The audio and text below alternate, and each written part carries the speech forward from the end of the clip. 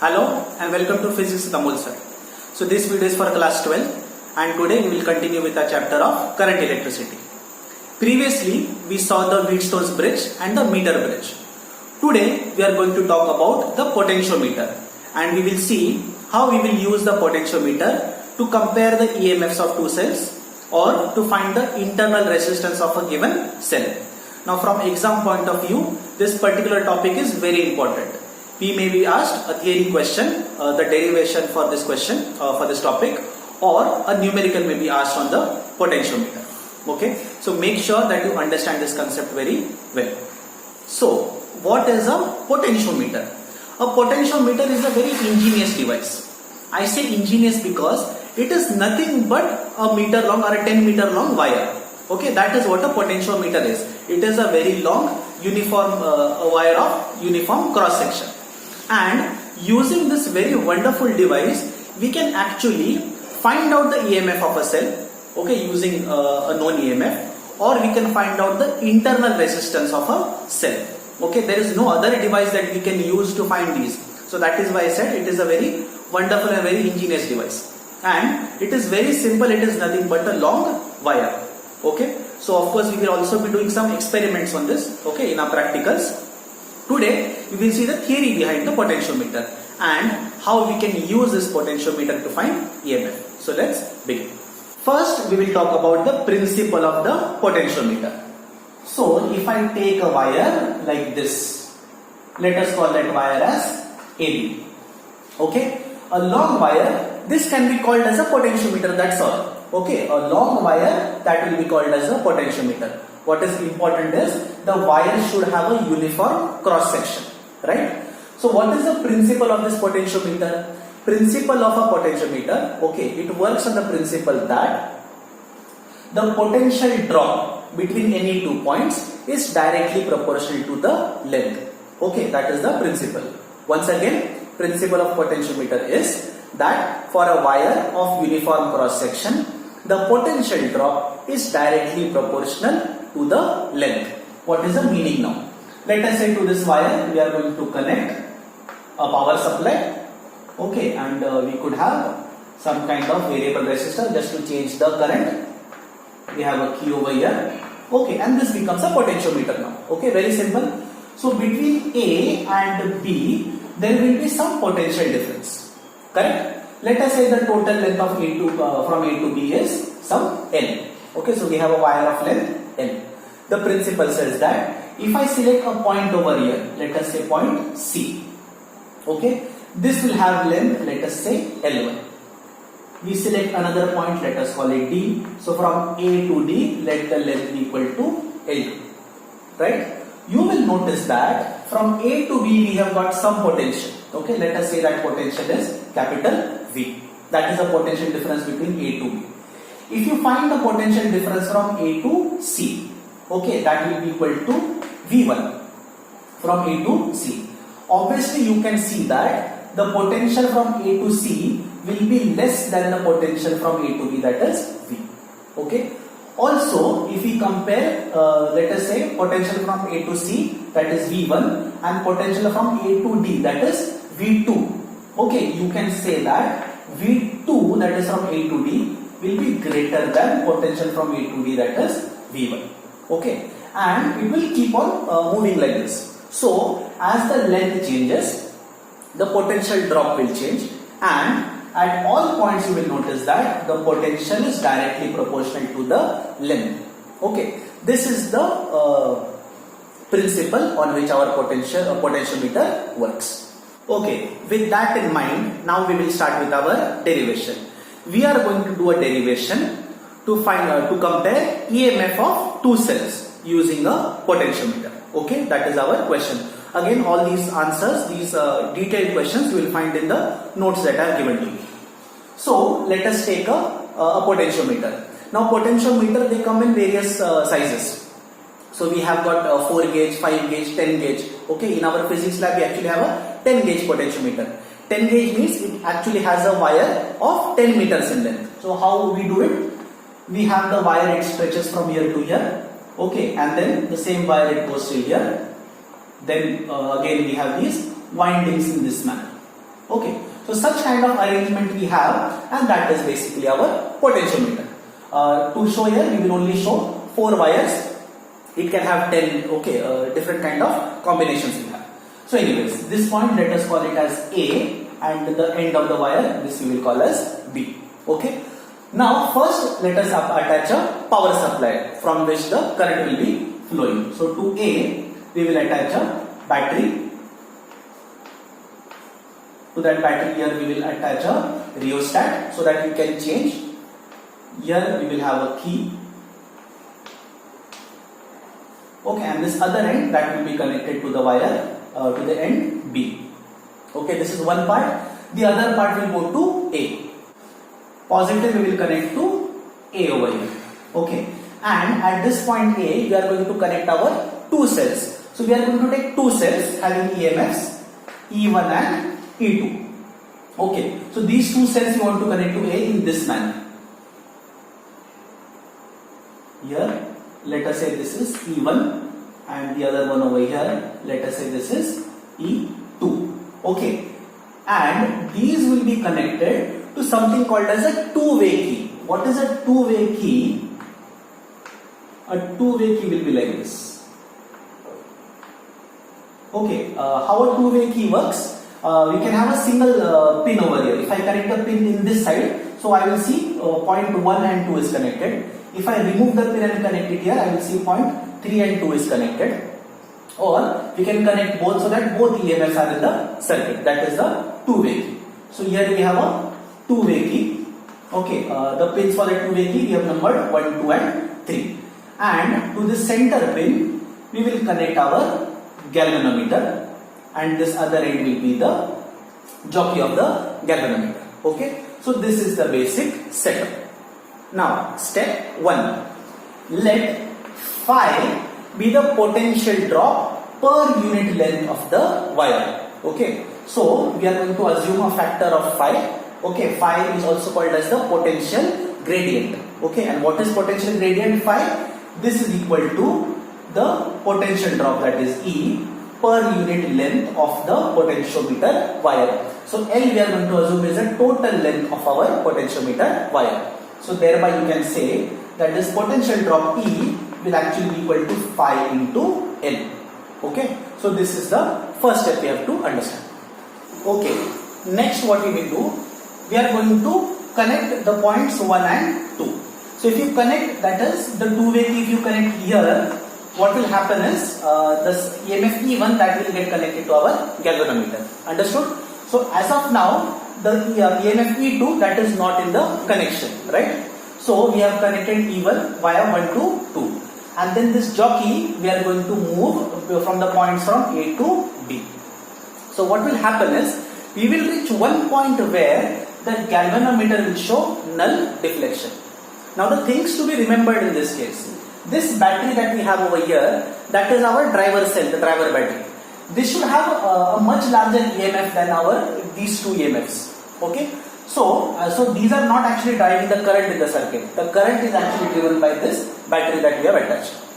Okay, so we have connected 1 to 2, right? That will bring E1 into the circuit, and then this jockey we are going to move along this wire, and we will try to find the point of null deflection. Okay, so let us say we move the jockey, okay, and we reached a point over here, and this point let us call it as N1. Okay, so for some length L1 we found the null deflection. Okay, so we can apply the Kirchhoff's loop rule now. Loop rule we will apply between the points A, N1 going back to 1 and back to A. Getting the idea? So here at this point what has happened is the galvanometer is showing a null deflection. Why it is showing a null deflection? Because from the points A to N1, the EMF over here is same as the EMF from A to the galvanometer. That is equal to the EMF of our cell. Making sense? So applying the loop rule. For the loop A, N1 to 1A. This is the loop that we are going for. And how much is the length from A to N1? Let the length equal to L1. Okay, so if we apply the loop rule, how much is the potential drop from A to N1? As we have already seen, potential drop from A to N1 will be equal to phi L1. I hope you remember just the previous expression that we saw. So phi L1, then from N1 up to 2 or up to 1, there will be no potential drop, it will be 0, so plus 0. And then from here, how much is the potential drop? Potential drop will be minus E1. This will be equal to 0 from the Kirchhoff's loop rule. Rearranging this, you can write therefore E1 is equal to phi L1. Let us call this equation number 1. Now for step 2. Step 2, what we will do? We will remove the key from 1 to 2 and we will connect 3 to 2. So what will happen? Now E1 is out of the circuit and E2 that has included in the circuit. Okay. So if I connect 3 to 2, now E2 gets connected to the galvanometer, and once again what we will do, we will try to find the null point. Let us say we find the null point somewhere over here. This point let us call as N2, and let the length from A to N2 be equal to L2. So again for the loop A, N2, then 2, 3, A. This is the loop we are going in now. Okay. So in this loop, applying the Kirchhoff's loop rule, we will get the potential drops will be equal to 0. From A to N2, how much is the potential drop? Phi L2, because L2 is the length from A to N2. Plus from here no potential drop, 0, and from here potential drop will be minus E2. This will be equal to 0. Okay, so therefore rearranging we can write E2 is equal to phi L2. This we will call as equation number 2. And then what we will do? We are going to divide equation 1 by equation 2. So dividing equation 1 by equation 2, we will get E1 by E2 is equal to phi L1 by phi L2. Phi will get cancelled. So we are left with E1 by E2 is equal to L1 by L2. This is the required expression. So using the potentiometer, you can actually compare the EMF of these two cells. All you have to do is find the null point and find out the values of L1 and L2. Okay, that is the answer. Now, if we are known what is the EMF of E2, we can find out EMF of E1. So generally, what is done? We select two cells. From that, one cell is an unknown EMF and the other cell has a known EMF. So if that EMF is known for the other cell, simply we just find out these values. We find out the balancing length L1 and L2, and we can figure out the value of E1. Okay, that is how the potentiometer is used to find out unknown EMF. Now for our second derivation. Second derivation is to use a potentiometer to find out internal resistance of a cell. So again we have the same potentiometer, okay, A to B, and this is the connection, so no change here. But you will see we have removed the top two EMFs that we had connected previously. Now the task is to find out internal resistance of one cell. So what we will do, to our A point, we will connect that one cell which has got EMF E, okay, and this is the internal resistance that we want to find out for this cell. And to this we will connect a key which will be connected to a resistance box. Okay, this will be the connection, and these two will be connected to the galvanometer. Okay, and this is the jockey of the galvanometer. So what is the change we have done? In place of E1 we have put a key and a resistance box, and the other place is having the EMF. So please make sure that both these circuit diagrams you have understood properly. Okay, you should be able to notice the differences in both the circuit diagrams. Now because we are having two keys in this case, this key, the main key we will call as K1 and the other key we will call as K2. Okay, just so that there is no confusion. The other setup remains the same. Now the task is to find out internal resistance of this cell. Okay, how do we do it? First, what we are going to do, we are going to open this key. So if we have opened this key, this resistance box is not into the picture. Okay, so only the EMF is connected to the galvanometer, and once again we will try to find the null point. Okay, so let us say we find the null point somewhere over here. Let us call that point as N1. Okay, and let the length from A to N1 be equal to L1. Okay, and once again we will have the same thing. Now understanding this, we can apply the Kirchhoff's loop rule once again, and we will get phi L1, that is the potential drop from A to L1, equal to E, that is the EMF of this cell, and this we'll call as equation number 1. Now please understand one thing over here. When this key has been opened, okay, the potential drop between these two is only the EMF of the cell that we have connected. Here we did not write E1 or E2 because only one cell was there, okay, and we got phi L1 equal to E, equation number 1. Second step, what we will do, we are going to close the key, right? So both the cell and the resistance box with the key, they are in the picture, okay. By closing the key, we have actually connected the resistance box so that some of the current will actually flow through the resistance box, okay. So that is the reason why we have connected RB. Now after the key K2 has been closed, what will happen is the null point will change. Okay, again we can try to find the null point, and let us say we find it here, call it as N2 for some length L2. Now when we find out the Kirchhoff's loop rule for this, we will get the equation phi L2 equal to capital V. This V is the potential difference across this cell. Okay, now make sure that you are understanding this difference. Why? In this case, this potential drop was equal to the EMF, but in the second case, when the key is closed, the potential drop is equal to the potential difference, that is a terminal potential difference. Reason is that for an open circuit, okay, when we find out the differences, for an open circuit, that we call as the EMF.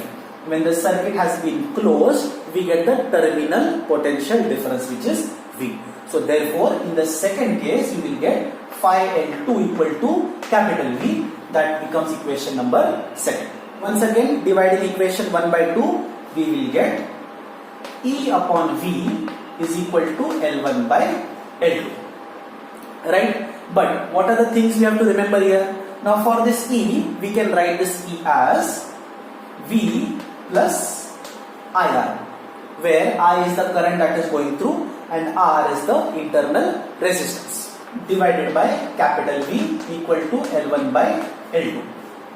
But using Ohm's law, we know that V is equal to IR, that is capital I into capital R, that is this resistance over here, okay, that was there in the resistance box. So this V we can write as capital I into capital R. This V same we can write capital I into capital R. You will see we can get I common, and then we will get R plus small r upon capital R equal to L1 by L2. Make sure that you are also getting these. All you have to do, take the common out and then cancel out I. And from here you can very easily find out the value of small r. Okay, so therefore we will get small r, that is the internal resistance, equal to capital R multiplied by L1 by L2 minus 1. Okay, I am sure class 12 students you can figure out. This R goes over here, so we get R L1 by L2, then this R goes over there, right? So it is minus R. So take R out of the bracket, you get R L1 by L2 minus 1. This is the internal resistance of this given cell. So this is how we can use a potentiometer to find out internal resistance.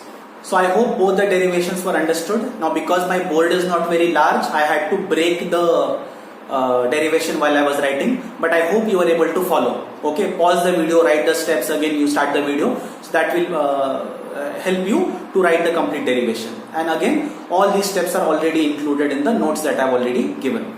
Now as I said, from exam point of view, this potentiometer question is very important.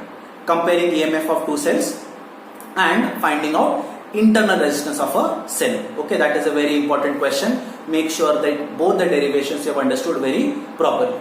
In the next class, we will have a Google Meet class. We will discuss where we will discuss all the numericals that may be asked on this chapter. Okay. If there are any other doubts, make sure to ask. Okay. And after that, we are going to start with our next chapter. Okay. Thank you.